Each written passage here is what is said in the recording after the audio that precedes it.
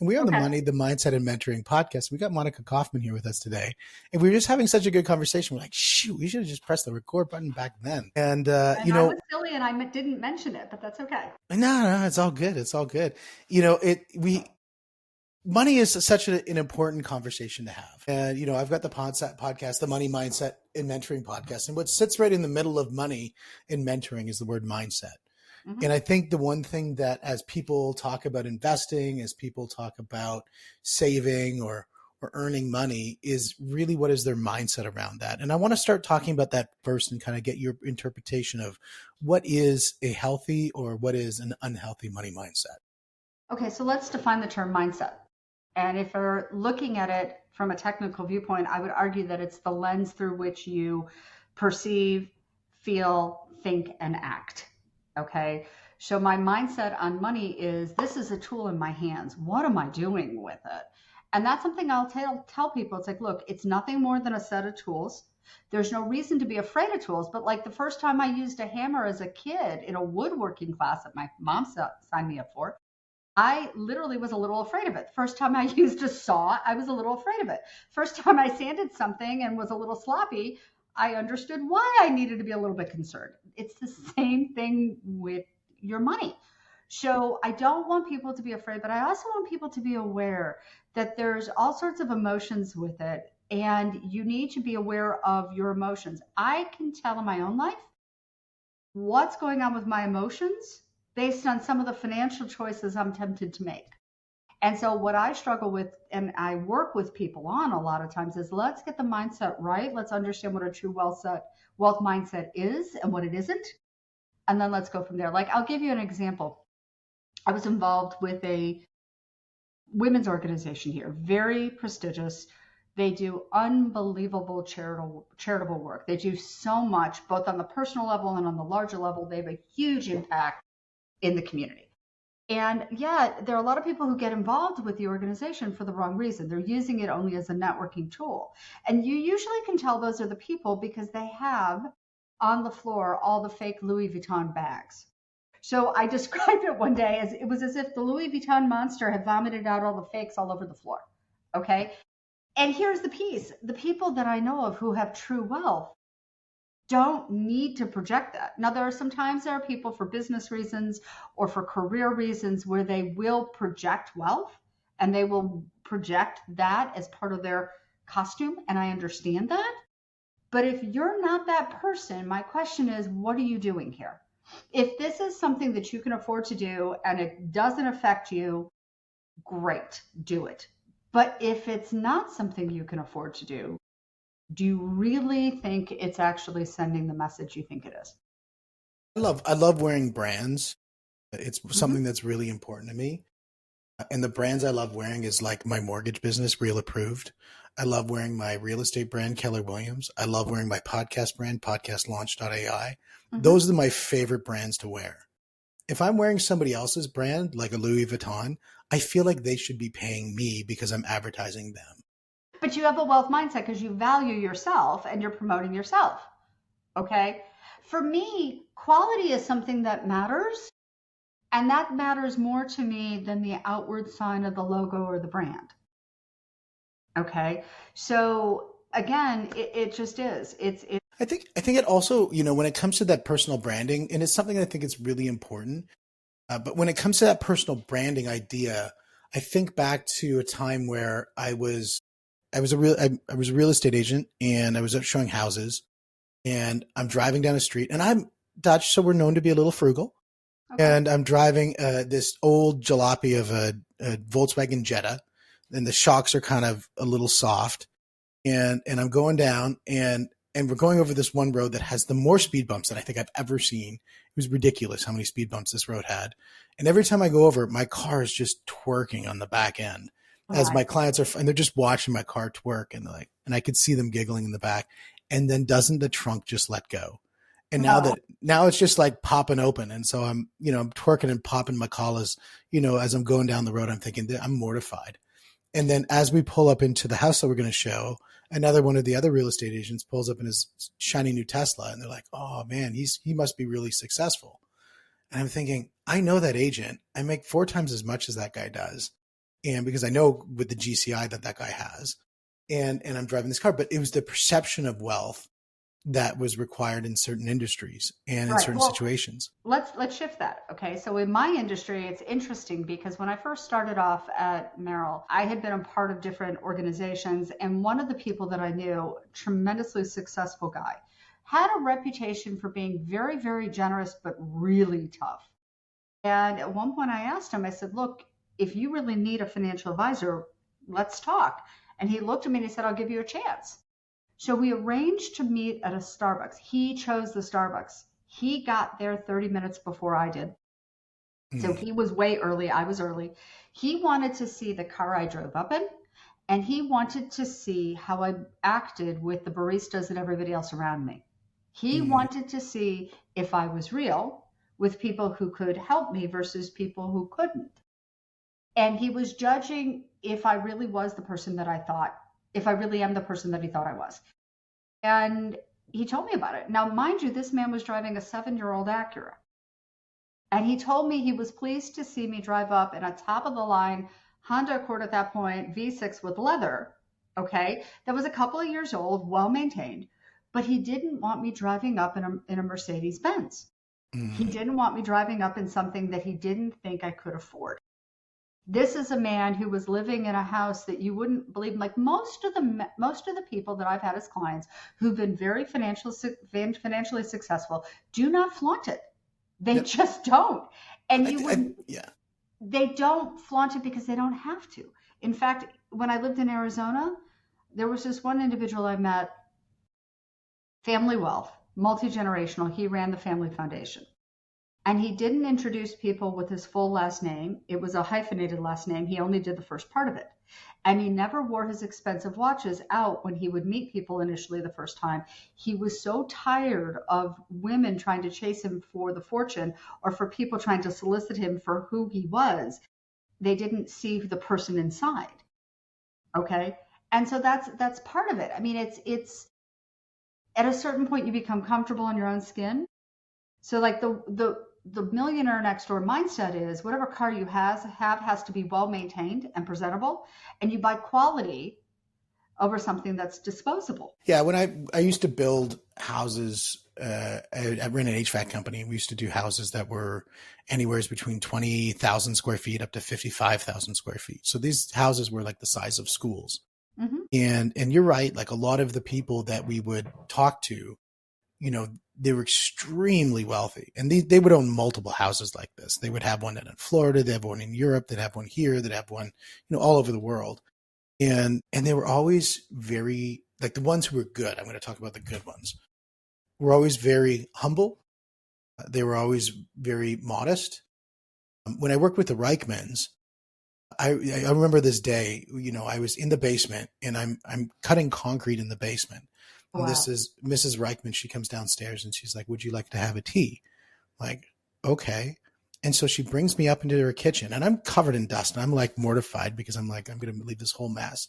She brings me up and we sit down and she pours a cup of tea, and like she makes the tea. She doesn't have the servants make a tea or whatever. She makes the tea and we sit down, and then we have a conversation. And she's all very interested in learning about me. And and I look back to that moment and I just think, if I kind of priced out her value per minute, that probably was more than what I would made in 10 years at that time. And it would just, the investment that she made was just, it was so interesting.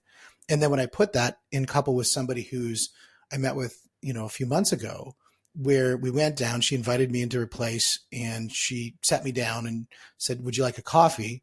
And I said, "Sure." And the coffee machine's about 3 feet from us. She yells upstairs for her, person to come downstairs to go over and make the coffee and bring me the coffee. It was just a very different mindset. And the one mindset was one of abundance, that I don't need to do any posturing. And the other one was of mindsets of I need to do posturing. That's the other piece too. When you find people who are truly at peace with themselves and they've achieved that financial place, it bleeds into everything they do. You cannot have that mindset and just do it in one area. So, for example, like I love the fitness area and I love the constructs of fitness for dealing with other areas of my life. But as I work on the fitness and I work on my own goals with that, it affects everything I touch. And I am not interested, like, we spoke earlier about this. I have a client who is right now dying, and lovely, lovely woman. She's fought for a very long time. Okay. And she's younger than I am. And she's a beautiful, beautiful person. Okay. She's one of these people that the inner beauty comes out and radiates. So while she's an attractive woman, okay, she's more attractive after 10 minutes of conversation than she was before she started talking to you. Okay. And being around her she's one of those people that the more you're around her, the more you feel good. Okay. You come away from the conversation feeling good, as opposed to being around people where you just don't always feel so good afterwards. It's like, it's just a huge difference. And there's been this massive sense of gratitude. She has appreciated every single day she's had because she's fought this battle for 17 years. And gratitude very much is a power and a force. And the people who truly achieve that wealth mindset have that sense of gratitude. Okay. If they don't, it doesn't last. And they wind up becoming very bitter. It doesn't make it through. There's this old comment in Philadelphia that old money is anything past the third generation. First generation makes it. Second one kind of manages it. The third one blows it. But if you start, I've seen the second. okay, I've seen the second too, but I'm trying to stay optimistic. If you make it past the third generation, and the point is, you really, really, really have to have that sense of gratitude and not take it for granted. Well, I think one thing that you said was really important, and I heard this first by a lady. Her name's Jody Sacco, and she's of the 10X community with Grant Cardone. I don't know if you know who that is. Yeah. And she brought this up in one of these coaching calls. She runs the 10X business coaching elite group. And she said, typically if something's showing up in one aspect of your life, it's going to show up in other or all aspects of your life. Exactly. And so her thing was around the idea of closing cycles. And the idea that if you start a cycle, like a sleep cycle, you're going to wake up the next morning and you need to close that cycle. Just like Jordan Peterson says, you got to make your bed in the morning. Yeah. Then when you start the cycle of having breakfast, you got to close that cycle of putting away your dishes. And when you start the cycle of work, setting your goals, you've got to close that cycle at the end of the day by reviewing them. And if you get used to that pattern of setting cycles, you're going to have that happen in all aspects of your life. So one of the things that we do in my program is we start dealing with financial goals. But the system of this is based on what I call the adversity quotient. So people talk about smarter goals, but the problem is you wind up overloading the system and you don't have a way of choosing which goals to focus on. And I prefer the adversity quotient method, where we're literally looking and saying, okay, how do I feel about the different areas of my life? Okay. Or you can do it in business. You can do it in all the areas because it's the same concept. And I can say, okay, which areas are the most important? In that, if I made an improvement in it, it would improve my life considerably. Or which areas of my business, if I made an investment in it and I focused on it in an extra special way, would improve the caliber of my business. So you turn into that and you look and you say, what are the different things that need to get done? And you make a value judgment. Which one or two things, if I did that hardcore, focused on it in an extra special way, would improve the situation? And then you take it and you say, all right, how long is it going to take for me to get this done? Let's be realistic and not set ourselves up for failure. And then how do I hardwire that into my schedule? So we'll take, let's say, the first quarter that you're on the program, and we're going to turn into it. And we're going to focus on that and schedule it. And we're going to take your schedule out and you're electronically, and you're going to hardcore put that into your day. And you're going to habit stack it so that you have a starting habit right before you do it, and then you have an ending habit. Like, for example, if I'm going to go work out at the end of the day, I have my workout clothes set up, I have my shoes there, I have my keys ready to go. So that I get up at that time, I go get changed, I then get in the car, go work out, come back, take a shower, put the clothes in the hamper or the washing machine to get going. And then I reset for the next day so that it's set up for the next morning. Okay. So I mean, that sounds very similar to my morning routine. I'm up at 4:45 in the morning. Hmm. And what I used to do is I'd get up at 4:45 in the morning, and then I'd run around trying to figure out where's my, because I do Brazilian jiu-jitsu. Where's my gi? Where's my rash guard? Oh shoot, where did I put my keys? My wallet. Oh my God, where did that go? Right. And it was a nightmare. And sometimes I wouldn't make it on time. And then the owner of the gym says, because I was coaching at the time, he said, "Coach needs to show up first, Steve." And I was like, he burned me. And it was just, that's all he had to say. And it was mortified. And then I had to fix it. And so kudos out to Crew Chris on that one. And so I ended up saying, okay, what do I need to do? And you're right. I had to set up a system. So the night before, I'd have my bag ready. I'd have my water bottle right beside, because many times I'd show up without a water bottle. That sucked. And, and then I'd have my wallet sitting there. I had my key sitting there, my phone, because my phone's charging. So I'd have that. That was no problem. And then so I could get up, and I would go out without having that panic moment. I'd go out with, a purposeful exit. A cycle would be closed. I'm out of the house. I'm ready to go. When I get back, I'm ready to kick off the day. I'm not in panic. That's the thing. One of the things that I'm setting up in my own house, because I'm going to live the same thing I preach for everybody, and I've wanted to do this for a very long time. It's a series of dry erase boards that I'll have in the hall between my bedroom and the rest of the house. Okay. And the reason why I want that is I'm going to hardwire in my schedule. And included in that are when all of my bills have to be paid. Okay. So my water bill hits on this, my power bill hits on this date, my internet bill hits on this date, my mortgage bill hits this, my health insurance, because I'm an independent businesswoman, hits on this day. And so you have all those things. I want to be able to always see that.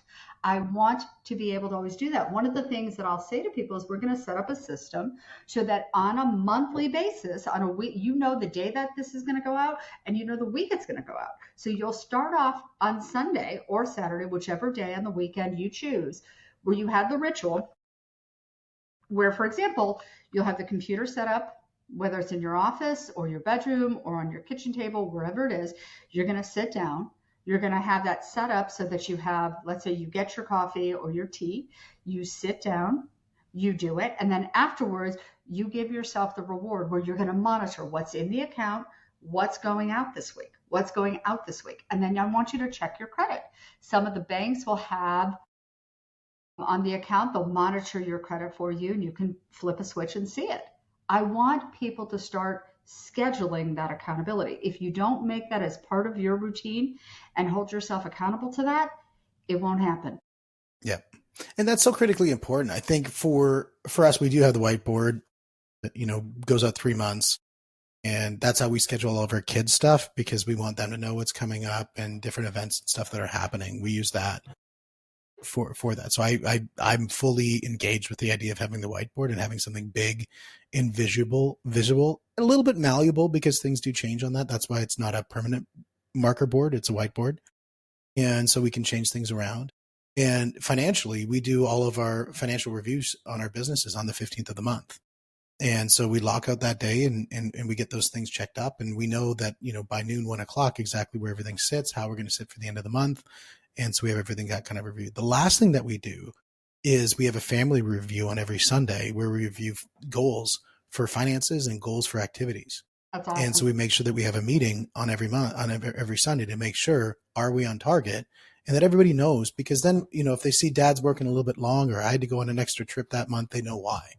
Right. And so they can see the why rather than just the how of dad being out of the house. But they're also, you're role modeling for them what it is to be financially responsible. We were all created to be responsible, and it's freedom really is independence. Okay. So when you think about it, to be free means you're independent. You can make those decisions on your own without consideration of somebody else that you don't want to. I mean, obviously you and your spouse and you and your family are one unit, but it flows through. So I believe we were all created to be independent, and I believe, and responsible. It's the flip side of each other, which means I'm responsible for my body, for how I think, for how I feel, managing my emotions, emotional regulation. I'm responsible for the relationships I bring into my life. Okay. And I'm responsible for my financial tools, because financial tools are just tools that you use to mediate and do the things you need to do for yourself and for your family.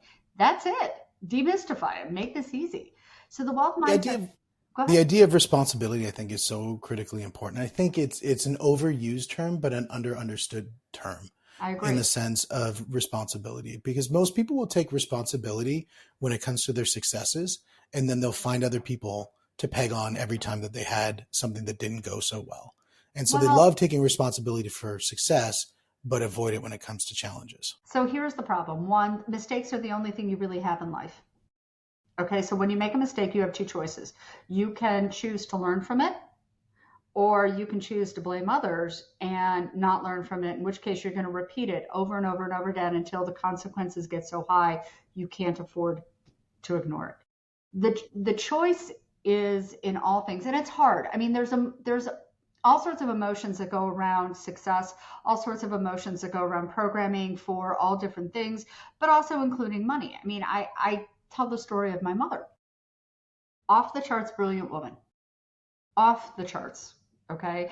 Did math back in the 50s, got her degree in math, graduated in I think 1960, back in an era when women didn't do math.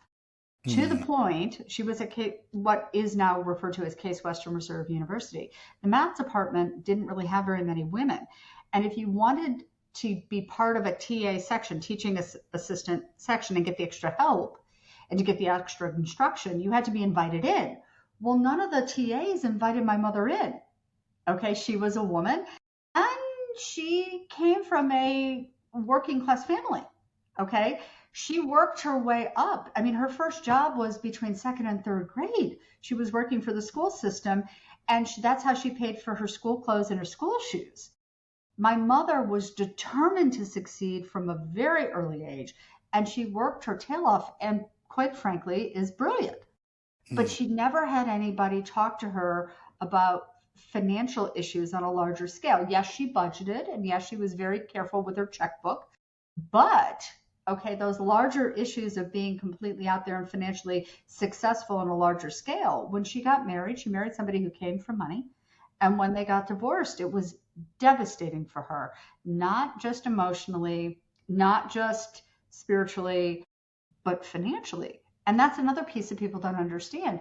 When you get married, for example, marriage is a partnership to build a life. So there's a financial component in there too. And what most people don't understand is that everybody is financially set back by divorce, but the woman usually is knocked down two or three rungs of the socioeconomic ladder. So people don't understand the devastation that this can cause. But anyway, so my mother really didn't get that education on the financial aspects. And when she got divorced, she wound up meeting up with a friend who was a financial planner. And this person, I was never really impressed with her, and we'll leave it at that. Okay, I'm trying to be kind. But my mother is very defensive of it. She doesn't like actually discussing it. The thing with my mother is that, as brilliant as she is, and everybody has this, there's a pride factor. Okay, my mother, both my brothers are surgeons. When she had her initial back issues, she didn't want her sons, who are surgeons, you know, and we're at the Mayo, to participate in the conversation. She actually didn't tell them the truth that she was actually having the surgery. I outed her the night before the surgery.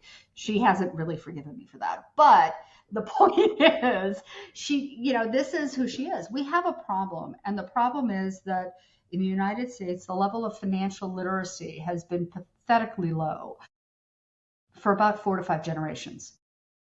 And so you cannot give what you do not have. So if you don't have those skills and you don't have that knowledge base and you're not in a position to acquire it, how do you ensure that your kids have it?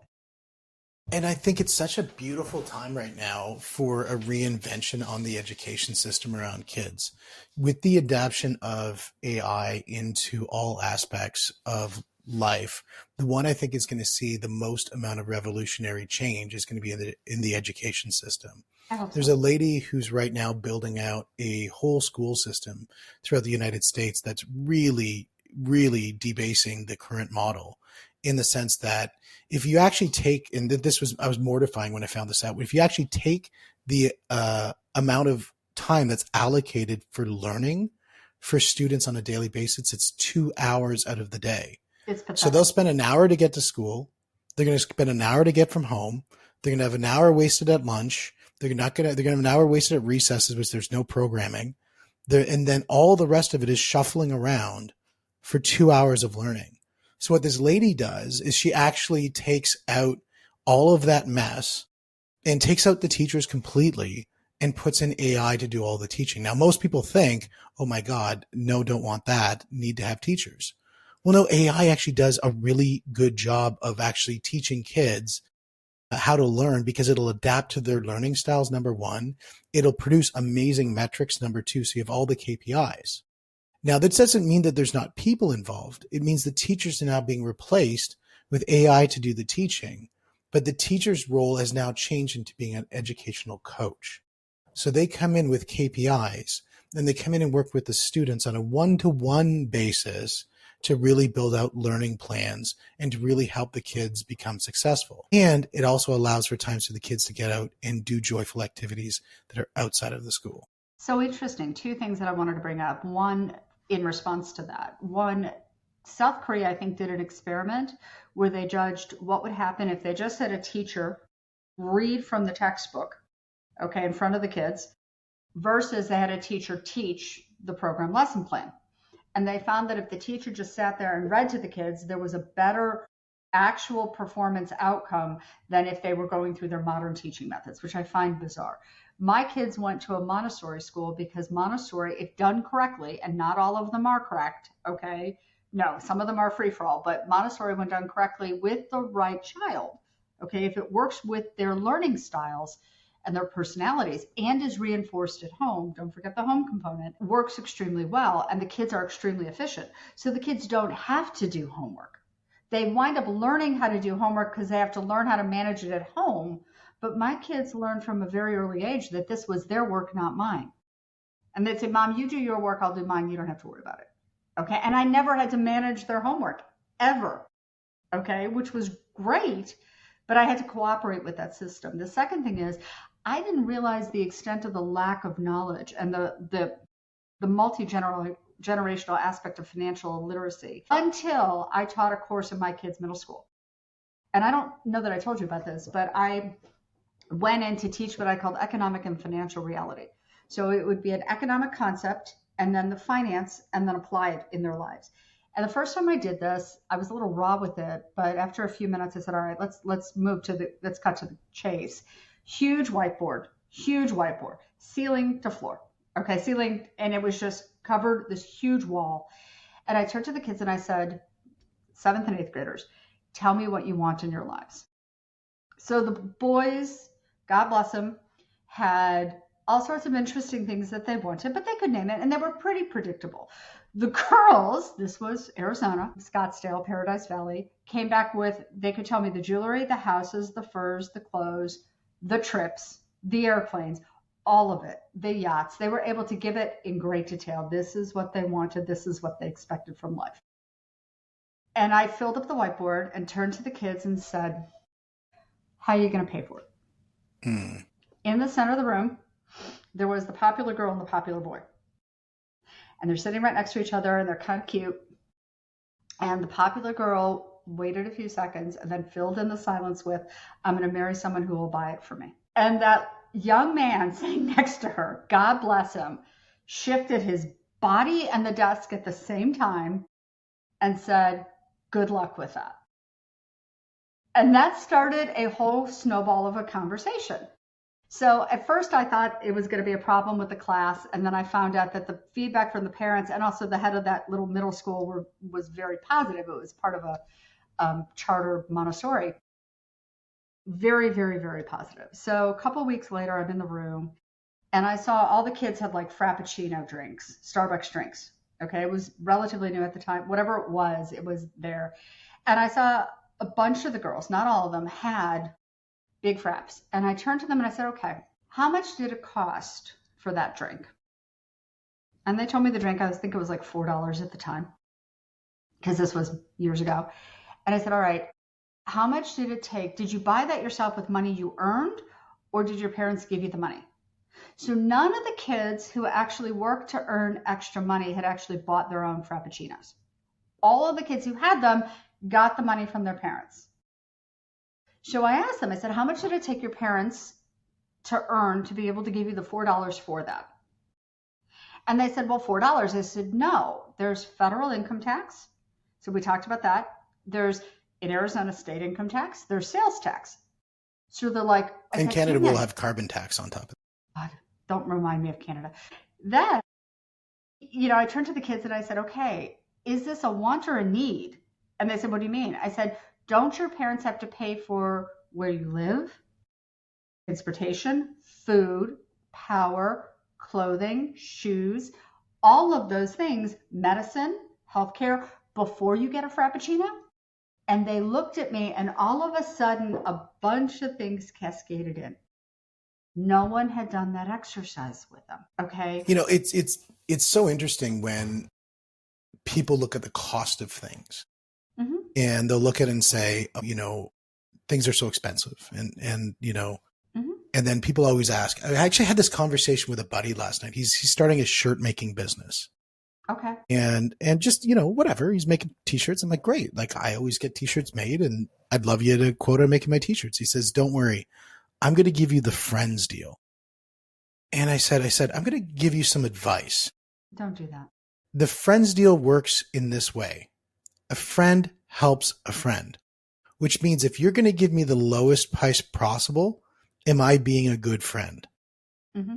I do not want you to give me the lowest price. I want you to give me a fair price. I want you to give me a market price. I want you to give me something that you're going to walk away making money, and I'm going to walk away being happy. And that's what's going to make a deal. But when he starts his business, when we were talking about the idea of the business, is some of those fixed costs that he didn't factor in that factor into that business. Just like you say, as running a household, there's fixed costs that are running that household. The cost of the mortgage, the cost of the insurance. Then there's the operating costs that happen, as in, the cost of your hydro or whatever. And then there's the cost of operations done, cost of goods sold, like your taxes that you have to pay. And a lot of people don't put that together, let alone in their business, that they don't do it in their personal life. Right. And that's the other thing, like business financial advisory, where you're actually walking through these steps with the business, is a very critical thing that most financial advisors don't do. Okay. And I've said this to people. It's like, look, you know what? Your business needs a separate financial plan. You need to have an emergency fund solely for the business. You can't bleed the two. Okay. Mm. You need to have a succession plan for the business. Why? Because if it's a really critical asset for you and for your family, something happens to you and you're the key person and you don't have this planned out, guess what happens? 80 to 90% of the value of that business is gone. It's like sharks circling in the water. Okay. Yeah. And I would say 100% is gone. If the business can't operate without you, you have no business. You have a job. Right. But if you have a business and you have a succession plan and you have the ability and you have the systems and structure set up so that you could have somebody else, if there's money in the succession plan, whether it's an insurance policy, a key man insurance, or you have the cash flow or the reserves, okay, to hire somebody to step in for 6 months to allow you to either get better or to sell it off, you have a much better chance of getting something out of it at the end. It's Absolutely. You really have to understand that whole process. And selling a business in the US can be 18 to 24 months. Mm-hmm. Okay. Really think on that. That's part of it. But it's also really amazing to me that people don't understand the costs of this. And then the other piece is I am willing to pay. I'm very strategic.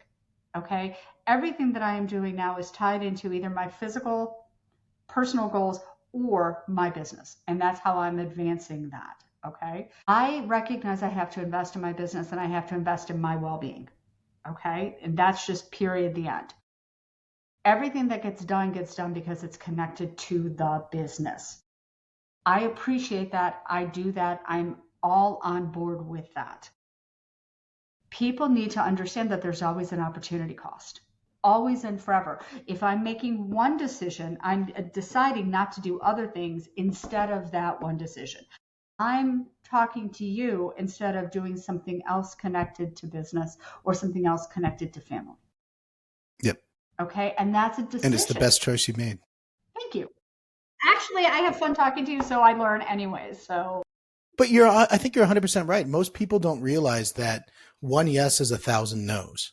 Hmm. And every time you say yes to something, you're saying no to everything else for that moment, because you could never see that moment again in time. Exactly. And so, really taking agency of all of your choices, active and passive, which means that when you say yes to something, that is an active choice. When you say no to something, that is an active choice.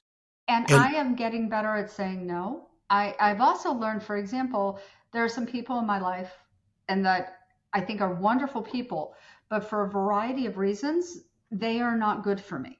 Okay. In that they don't help me feel like I'm advancing in those goals. Okay. So sometimes it's because people have an issue, okay, that they're not willing to address, but it doesn't mean I drop them. I can be kind, I can be compassionate, but it means I limit their exposure to me in places when I'm vulnerable and I need the time. Okay. And I have to say no. I'll take a phone call from my kids at all times.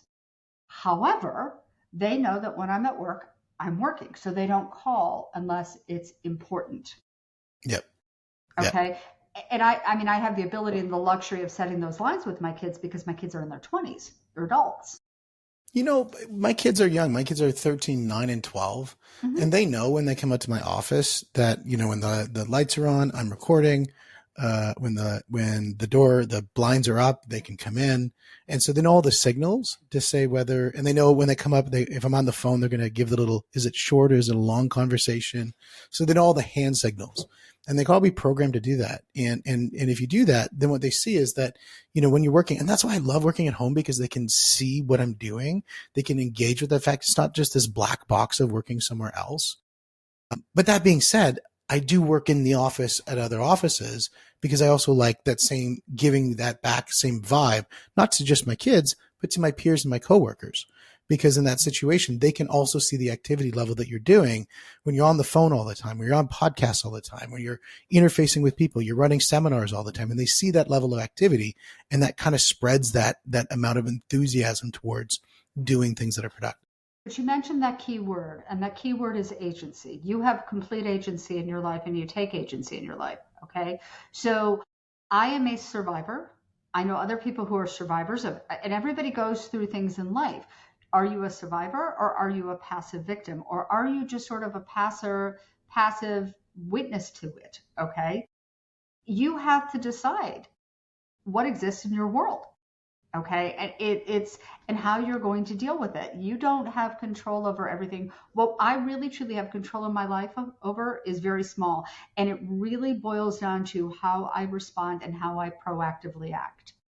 Absolutely. Okay. I think once you take ownership of everything that happens around you, whether it's a storm that happened or whether it's a tax change that happened, a market shift, anything like that, you can take ownership of that by taking ownership of your response to that situation. Exactly. And if you don't take ownership and then you're like, play the victim card of, oh, woe is me because the market shifted, the interest rates went up, so I can't do anything, and I'm such a victim. You're going to be one of those people that's going to self-manifest that destruction of your success. And Whereas I know so many people in the tough markets. When I first started in real estate, it was 2014, which was a very tough market. yep. And I didn't know any better. I mean, I came in and this was where ignorance is sometimes bliss. I came in and I thought, I'm going to crush it. I didn't know that this was the worst real estate market that they had in, 10 years or whatever. And I sold 43 houses. And most No people one don't told you sell to do. 43 houses in, 10 years, let alone in 1 year. And And that's amazing. And it's amazing that you mentioned that. But here's the other piece. Let's say the market is going to go down. Let's say we're going to have a little bit of a recession. Let's say there's a slowdown. That's the time for me to get into and get aggressive about building out my business when other people are afraid to do it. You went forth and you went out and sold houses. Okay. When it was a rough market, you didn't know it was a rough market. You just said, hey, this is what I need to do. And I'm going to do it day in, day out. You made well, space. I had a secret weapon though. I had a secret weapon that most people uh, avoid. Most people underestimate whenever they're starting a business, running a business, or really making any decision. What's I that had a secret Michelle weapon? Mason. I had a mentor. Hmm. I had somebody who was able to take me from zero to massive success because she helped me avoid all the pitfalls. She helped me make decisions quickly because if I had to make decisions slow, I probably would have done a half of that. if I went through some of those pitfalls, I probably would have done half of the half. And I probably would have done what everybody does in their first year of real estate, which is a whole whack of nothing. Right. But problems, but challenges and adversity. Whereas I had a mentor who helped me avoid all of those things and scale quickly and become massively successful. See, and that's the key. Okay, so one of the things that most people don't have, you are giving your children mentorship, not just in entrepreneurship, but in financial issues. Okay, you are educating your children because they are living it with you day in and day out. Most people, at least in the US, don't have that from their parents. Okay, truly from their parents. And that's part of the reason why I built my program, because I can't lead you to water. I can lead you to water. I can't make you drink. But the goal is to give you people the mentorship they need to be able to take ownership of it so that they can actually make decisions to do better. I don't blame people for being at the position that they're in. There are a lot of people who make a tremendous amount of money who are financially destroying themselves, and they don't realize it. Yep. I remember one client who was very successful, a woman a couple years older than I am. This was about 4 or 5 years ago, and phenomenally successful woman. And when she got a major league promotion, she was recruited and her salary went up a lot. I can't give details, but I want to protect her confidentiality. But she put herself in a position where she was in debt, credit card debt of over $100,000. And what she would do is every year she would rack up the credit card debt and then she would use her bonus to pay it off. But she never put money away for her own retirement. She took her emergency fund and invested in a much larger house, but her children were in college at the time. Okay. And her parents were paying for their educations. So it was one of those things where I just sort of looked at this, and she said she had in a retirement vehicle that was at the time about $180 some thousand. And she said, I'd like to sell this out. And I said to her, okay, let's go through what's your tax bracket. She told me it was the highest federal bracket in the US. She lives in a state where there was a state tax there. And then she was under the age of 59 and a half. And she was employed someplace else. So she had a 10% penalty that she wasn't going to be able to avoid. And when she realized she wasn't going to be able to pay off the debt, she was upset. And then I said, okay, so let's talk about this a little bit further. She said, well, if I sell it, I'll at least pay off most of it. I said, okay, yeah, you will. I said, but let's talk about something. I said, if you're doing this every year, and I said the killer question was, how many people at your level have complete control over when and how they retire? And that was the question that floored it. And it was a really rough conversation, because I was trying to advocate for her, not just for her that day, but for her 5 years from now, 10 years from now, 20 years from now. Mm. And I said, look, I understand that you've got a cash flow issue. I get it. Okay, but what can we do to shift the behavior so that you are in control of your long-term financial destiny? I have had people who had moderate incomes who were able to live off one income and invest the other and retired in their 50s with more than they needed. Okay? And they were driving around cars that sounded a lot like your Passat or Jetta. Sorry, that was a Jetta. But the point is, they had the resources. Hey, you know what? I'm going to interject. That Jetta, I bought it for $2,500. I put 100,000 kilometers on it, and I sold it for $2,500. You got more than your ROI. That was a great Jetta. Right. And so that's the whole point. They were like that. You would never guess from how they dressed or where they lived that they had what they had. They were the complete millionaires next door. And then I've had people who were professionals with very high incomes who, I had one where the individual wound up having a medical issue and he had a family, lots of children. And unfortunately, if it wasn't for the long-term disability insurance, okay, he and his family would have had a real problem. Okay, and thank God he had that. So there are financial defenses people need to set up, but the biggest defense is understanding that the money is there to help you build out the life for you and your family. That's it. Okay. And if you don't have family, it's to build out whatever you can believe and contribute to society. It's a tool. It's not mysterious. Okay, it's just a set of tools. Learn how to use it. Build something productive instead of breaking your ankles. Do you remember that scene from the horror movie, the Stephen King horror movie, where he's the main character is an author who gets into a car crash in the mountains and a crazy fan abducts him. And when he tries to run away, she takes out a hammer and she hobbles him by putting the block between his legs. And every time I see people doing that to themselves financially, that's the image that goes through my Gosh, mind. that's a horrible Okay, image. but that's really what it is. And Yeah. it's sort of like, look, what you're doing to yourself is you're really just hurting yourself. Okay, what do you want? What do you really want for yourself? What do you believe you have the right to build? Well, and I mean, when I look at money, I look at money in two elements. I look as revenue, Mm-hmm. and that trickles down to profit. And I get profit first model and all that other stuff, but that's a whole longer conversation. But we're just going to put that in the bucket of revenue. And then we look at wealth. And those are two very different things. Exactly. And I think a lot of times people can solve a wealth problem with not just necessarily a cost control problem, but a revenue generation solution. But because, you know, that Frappuccino, if that Frappuccino represents 1% of your income in a pre-tax perspective, that's a problem. If that Frappuccino represents 0.0000000001, that's like the penny you dropped on the street and you might not have to worry about it.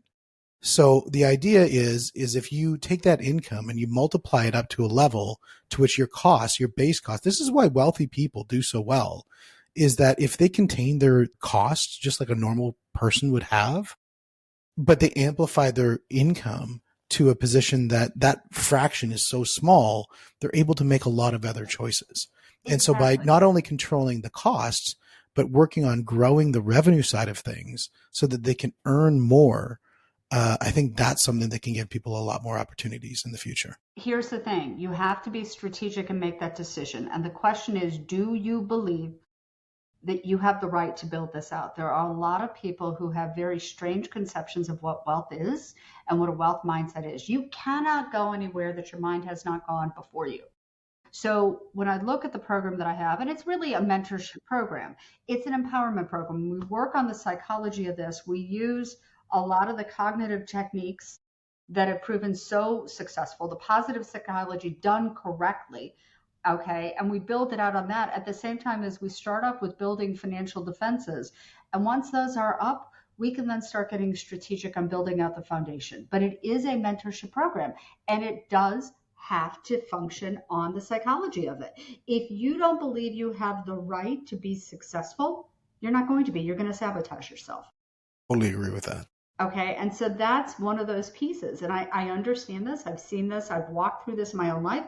I've walked through the power of the mind. You know, there are other issues that I can talk about from my background and what my family has gone through. But I really, truly believe that you have to develop and protect the mind. I totally agree. And that's why I love having the podcast, the money, the mindset, and the mentoring podcast. And Monica, it's been an absolute pleasure having you on the show and covering so many aspects of mindset, so many aspects around strategies around handling money, and really the idea of being able to build that wealth both in personal development as well as in the bank account. So I really do appreciate the conversation. And what's the best way for people to reach you if they want to continue on the conversation about how they can really develop themselves and develop their Okay, so we have a couple of websites. So it's harmonyassetam.com, at harmonyassetmanagement.com. We have the Wealth Academy, and that's harmonywealthacademy.com. But we also just have my email. Feel free to email me. You can use the links on the websites, but you can also directly email me at mkaufman, Kaufman, at harmonyam.com. And I would love to hear from you. If you'd like to be a part of our program, we will be launching that very shortly, so you can participate in that. If you really want the mentorship and to work together in a group environment where you get the support you need to actually shift and do those things that you can do so that you can move from where you are to where you want to go. Hope exists when you have a viable pathway to get to where you want to be. I love it. I love it. Monica, Well, it's been a pleasure. Thank you so much for being on the show, and we'll see you guys on the next one.